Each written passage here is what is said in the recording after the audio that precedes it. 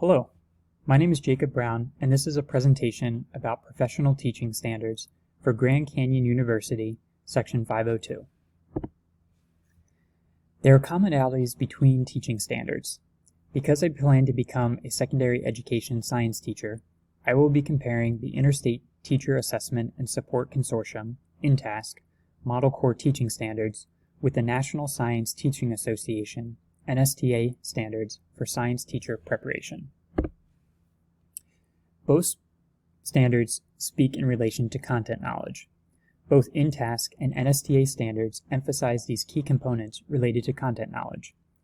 INTASC standard number 4 and NSTA standard number 1 both state that educators will understand and accurately teach key ideas and concepts, meet content standards, analyze and teach ideas from diverse perspectives, use appropriate technology, and connect ideas from students' prior knowledge and content from other areas, and continue to learn and become experts in their field.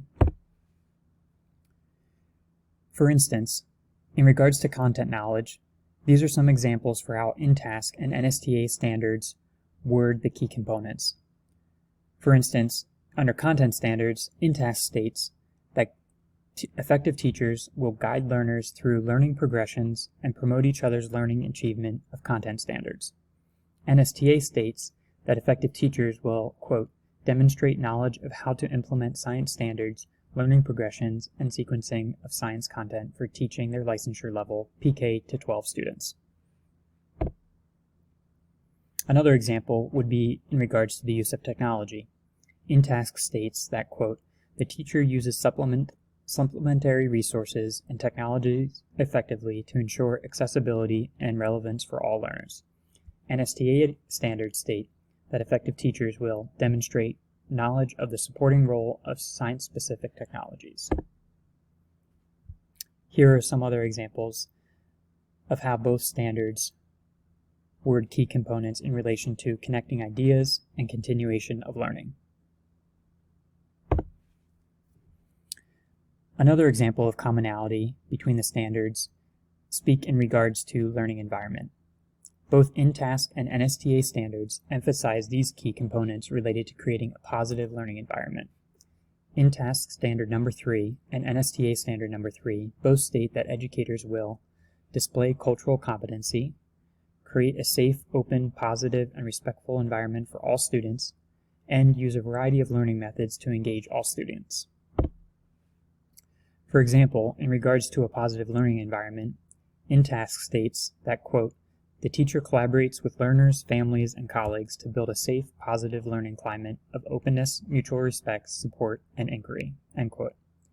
NSTA standards state that, quote, effective teachers create an anti-bias, multicultural, and social justice learning environment to achieve these goals.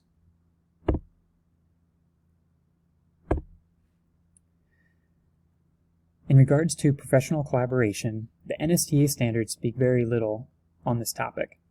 Standards 6B and 6C explain that effective science teachers will expand their scientific knowledge and teaching skills by participating in professional development activities. However, the INTASC standards speak extensively about professional collaboration.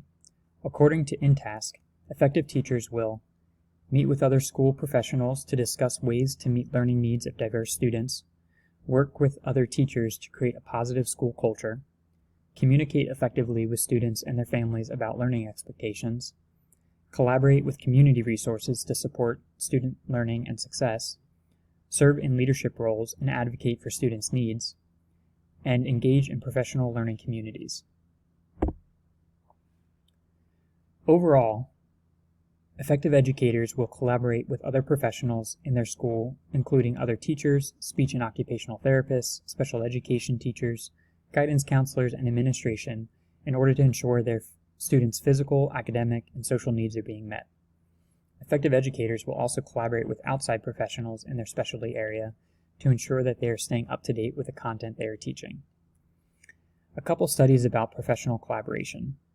One study by Olin and Ingerman, 2016, found that science educators can greatly benefit from collaboration with science researchers. Schools and universities can create professional learning partnerships that make the latest findings of researchers more accessible to teachers. Also, Latham et al. 2016 stated the need for increased collaboration between STEM teachers and librarians. In order to train up the next generation of scientists and researchers, science teachers and librarians can work together to build students' research, information, and technology skills. Both standards also speak towards data-driven instructional decision-making. According to InTask and NSTA standards, effective educators use data to inform future lessons and instructional strategies. Data can be gathered from student assessments, observations, and surveys.